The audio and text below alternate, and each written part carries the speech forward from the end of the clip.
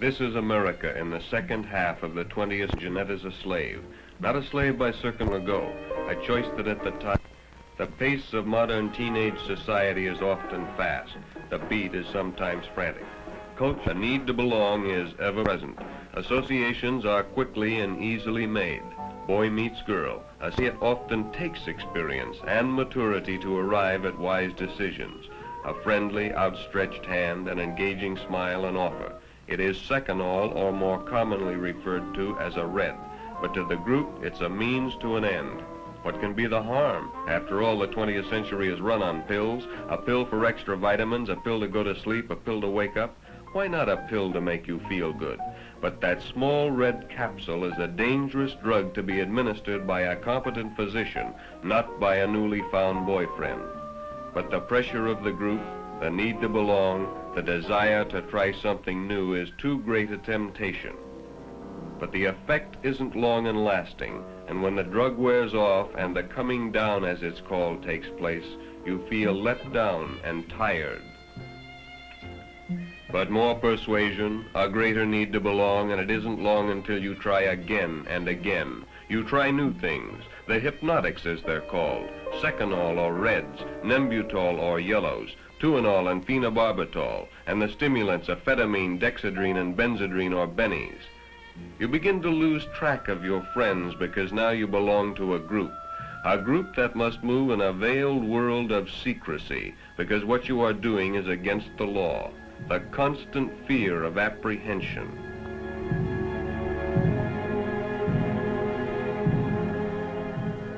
Now you meet like conspirators because the passing of pills is dangerous and must of necessity be secretive.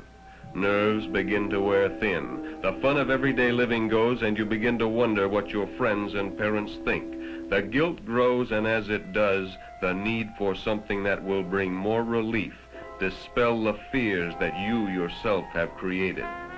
But when you get on narcotics, it's like starting a never-ending downward tailspin from 30,000 feet. You become less sure of yourself, your surroundings, your friends. Quarrels are more frequent with your parents and loved ones. You try to convince yourself you're right, but deep inside you know you're not. You lose your sense of values. You think of little else but another blow-up, your newfound language for smoking marijuana. You've completed the second act, and the third act curtain is just about to go up. You don't know it now, but when it does, it's the beginning of the end, the point of no return. It can start in many ways, at a party, in the secrecy of a dirty room. That's how your third act began, at the top of a crummy staircase on the second floor of a sleazy apartment building. Now a new character enters your tragedy. His name is Eric. You and Mike had gone to his place to pick up your week's supply of pills. You didn't like Eric, but Mike had insisted. He'd welded you to his code of secrecy and forced you to help push the pills so you wouldn't cop out on him. A user learns to trust no one, not even his best girl. You sat toking up. It didn't give you the kick it used to. Eric, like all addicts, knew this. Oh yes, he smoked with you, but only to be sociable until the time came when he could introduce you and Mike to heroin. A year ago, you would have been revulsed at the thought of heroin, but now it's an easy step from marijuana to heroin. A pill, a cigarette, a hypodermic needle.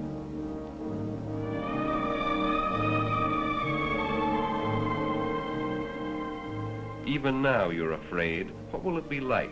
First you'll get a burn, that is, a feeling of warmth will slip over you, and then you'll become nauseated and get desperately sick.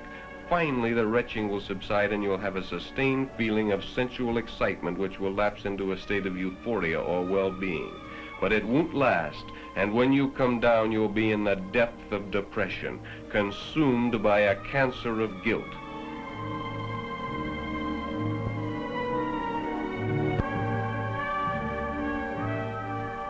For just 1 second, your conscience pricks as you see the needle inserted and the death-dealing liquid slipping in and mixing with Michael's blood. For a moment, you want to say no, but the will to resist is gone.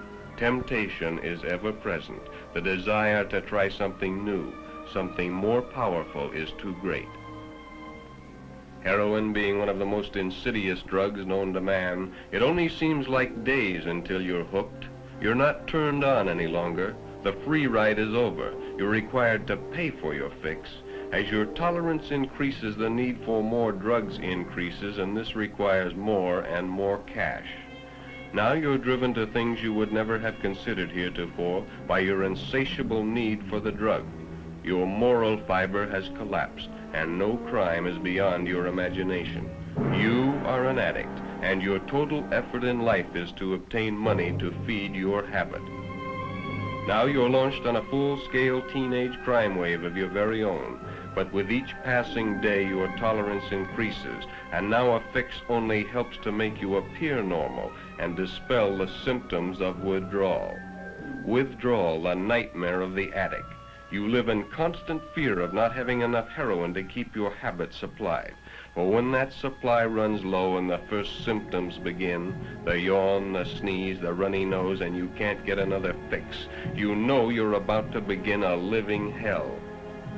First you're burning up, then you're freezing, then the cramps and pains begin.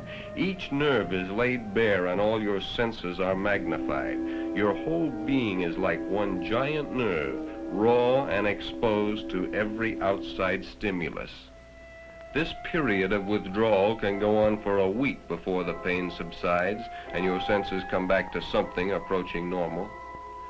And for this you steal and live a life of degradation. A 20th century slave, self-styled. She'll suffer through withdrawal, be sentenced for prostitution, released, and return to the habit again. Lost to society, she'll continue her hopeless, degrading existence until she escapes in death. Today, tomorrow, maybe not for years.